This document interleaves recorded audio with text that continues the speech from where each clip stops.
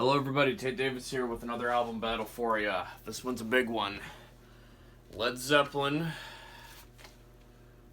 Houses of the Holy from 1973, and Black Sabbath, Sabbath Bloody Sabbath from 1973. That's right, Led Zeppelin versus Black Sabbath 2, the rematch. If you watch one of my earlier videos where I compared the debut albums of both bands, I chose Zeppelin by a margin. Spoiler alert.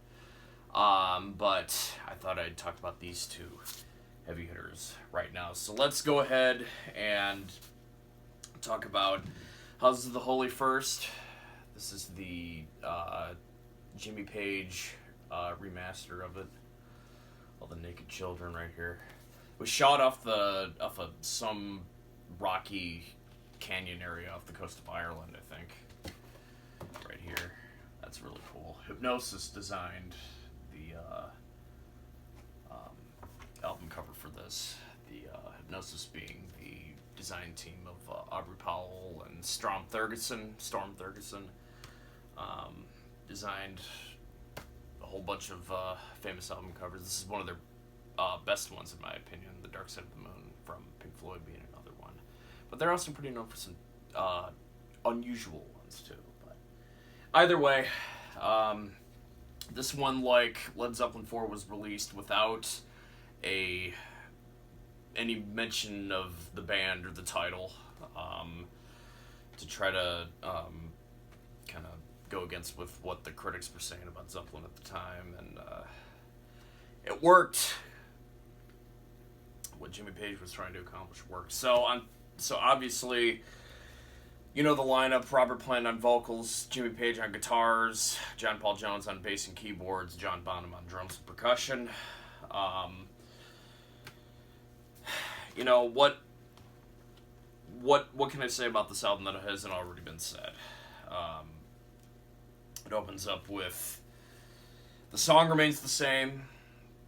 Working title, originally called The Overture, started off as an instrumental, but Robert Plant did the lyrics later. Majestic, great guitar work by Jimmy Page. Great, that iconic drum fill from John Bonham, going from the halftime section into the main part of the song again. Awesome. Going into the Rain song, beautiful, great mellotron by John Paul Jones, beautiful vocals by Robert Plant.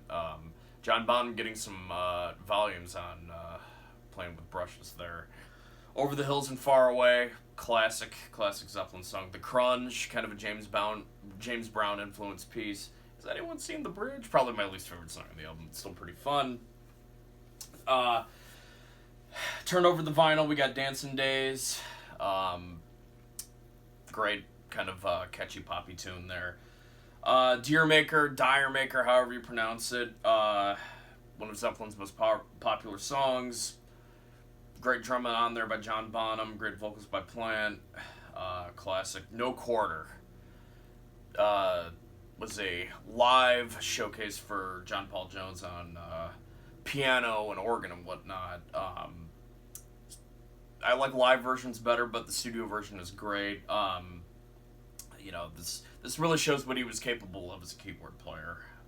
My mom hates this song, but hey, it is what it is, right? And then closing off with The Ocean, classic. So overall, probably not my favorite Zeppelin album, but top 5 easily. This is classic. Going over here, Sabbath Bloody Sabbath was the band's 5th album. Really cool artwork right here. Those are the guys in the band. Again, you know the lineup. Ozzy Osbourne on vocals, Tony Iommi on guitars and all sorts of arrangements. I think he also produced this album too. Geezer Butler on bass and Bill Ward on drums. Produced by Black Sabbath, which means Tony Iommi. Mike Butcher engineered. Patrick Meehan was their manager at the time, kind of oversaw everything.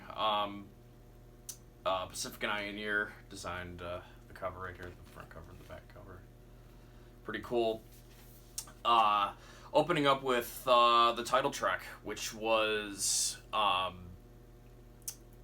its origins back when Sabbath rented out Clearwell Castle after a series of writing sessions in L.A. where Tony Iommi developed writer's block and couldn't find a riff, and they rented out the castle thinking that the medieval artifacts and the atmosphere of the whole thing would inspire some songwriting, and hey, Tony Iommi pulled this riff out of his bag of tricks.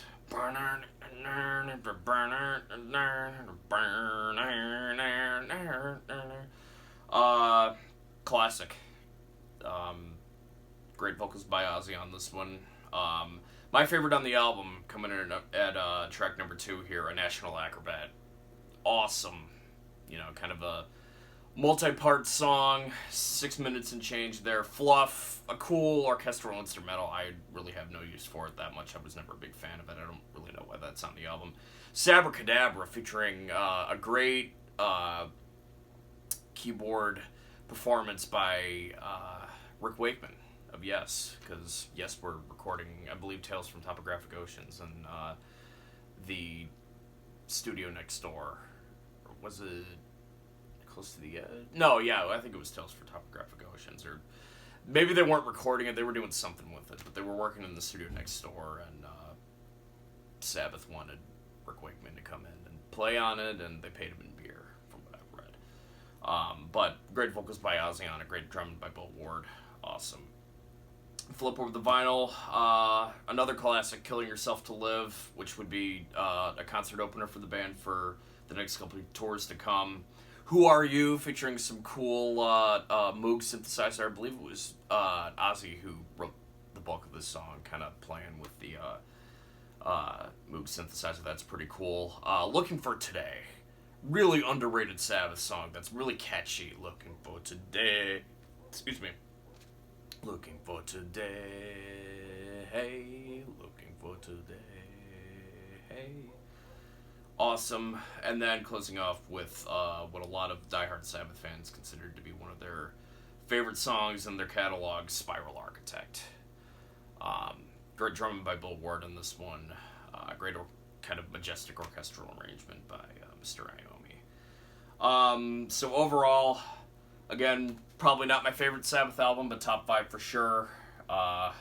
This is included with the classics of the Ozzy era. So when it comes to putting one against the other,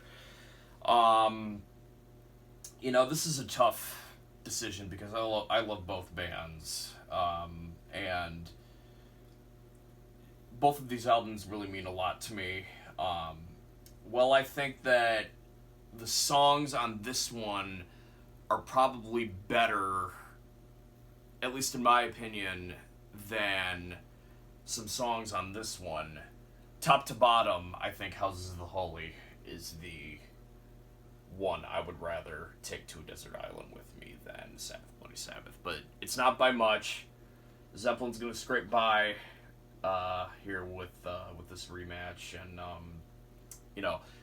if all my Sabbath fans who are watching, if you like this better, that is totally fine, as the record falls out of my Houses of the Holy gatefold here, but that's totally fine. It really doesn't matter. There's no right or wrongs here. It's just an excuse to talk about two classic albums, in this case, two hard hitters from 1973. So, Houses of the Holy wins this one.